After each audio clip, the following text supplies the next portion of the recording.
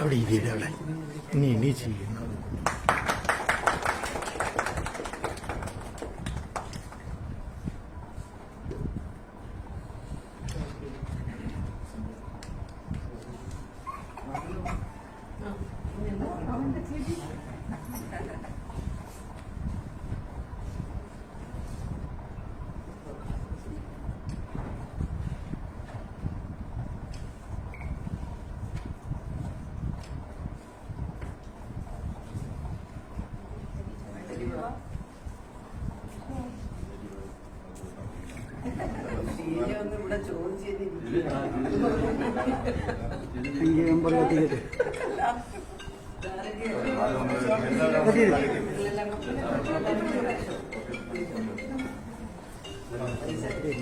എനിക്ക് മുമ്പ് എനിക്ക് തോന്നുന്നു മിനി സൂചിപ്പിച്ച് കാണുമെന്ന് തോന്നുന്നു. വയനാടുള്ള ഒരു വലിയ ദുരന്തം, ഉരുൾപൊട്ടലിൽ അകപ്പെട്ട് ഒട്ടേറെ ആൾക്കാർ നമുക്ക് നഷ്ടപ്പെട്ട ഒരവസ്ഥ നമുക്ക് കാണും. അവരുടെ ദുഃഖം ഒരിക്കലും തേച്ച് മായ്ച്ച് നമുക്ക് കളയുവാൻ പറ്റില്ല. ആ ദുഃഖത്തിലും കൂടി പങ്കു ചേർന്ന് നിന്നുകൊണ്ടാണ് ഈ തവണത്തെ ചിങ്ങം 1 വ്യാപകമായ നിലയിൽ കേരളത്തിൽ നമ്മുടെ ഇന്നും നമ്മുടെ കാർഷിക മേഖലയിൽ പണിയെടുക്കുന്ന ഒട്ടേറെ ആൾക്കാരുണ്ട്.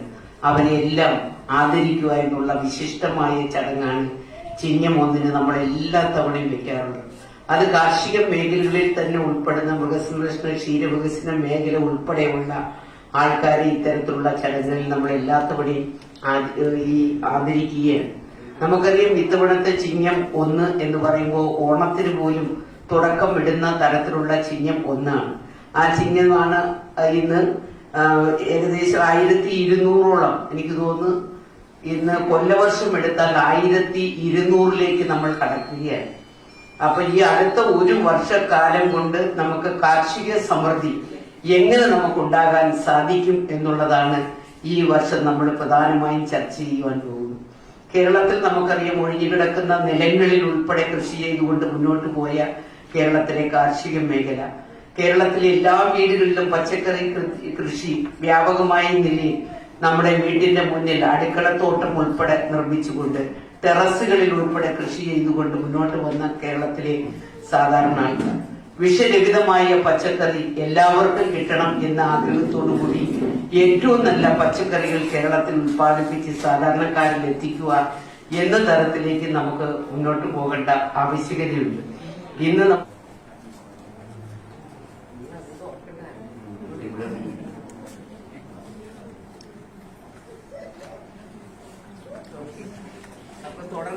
അനുഭവിക്കുന്ന ബുദ്ധിമുട്ട് നിങ്ങൾക്കറിയാം.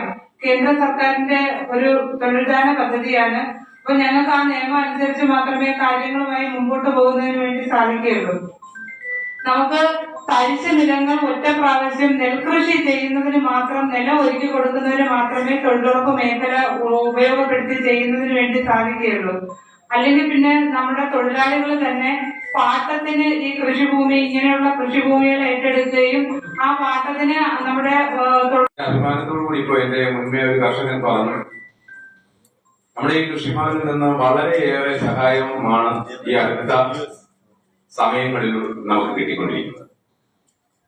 എനിക്ക് എന്റെ കർഷകരോട് പറയാനുള്ളത്, നിങ്ങൾ വാഴ ആണെങ്കിലും അതുപോലുള്ളതാണെങ്കിലും ഇൻഷുർ ചെയ്തതിന് ശേഷം കൃഷി ചെയ്യണം. നിർദ്ദേശങ്ങൾ കൃഷിഭവനും അതുപോലെ തന്നെ നമ്മുടെ പഞ്ചായത്തുമായിട്ട് ബന്ധപ്പെട്ടുള്ള കാര്യങ്ങളാണ്. ഞാൻ 5 വർഷക്കാലമായി വളരെ സന്തോഷമുണ്ട്.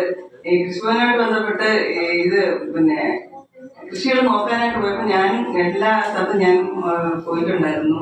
ഈ മാമന്റെ കൃഷി എനിക്ക് ഭയങ്കര സന്തോഷമായിരുന്നു. ആ ഒരു മോഹൻമാമന്റെ കൃഷിയിൽ വന്നതിൽ വളരെ സന്തോഷം. എല്ലാവരും നല്ല കൃഷിയാണ്, എല്ലാവരും നല്ലതാണ്.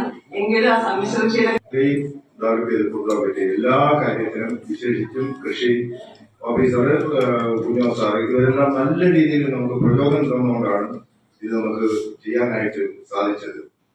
പക്ഷെ നമുക്ക് നമ്മൾ ഇവിടുത്തെ കൃഷിഭവനുമായിട്ട് ദീർഘകാലമായി ബന്ധമുള്ള ബ്രാഞ്ചാണ് ആയൂർ ഫെഡറൽ ബാങ്കിന്റേത്.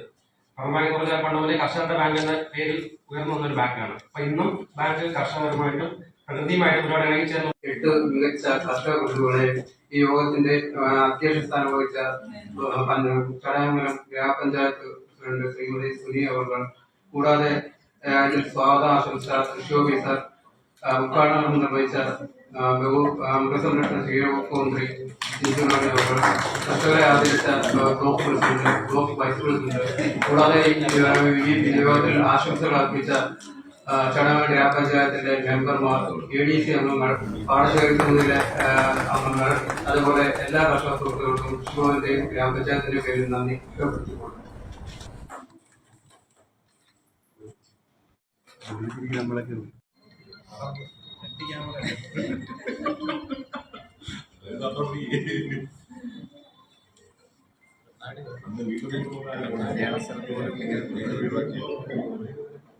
വീട്ടിലേക്ക്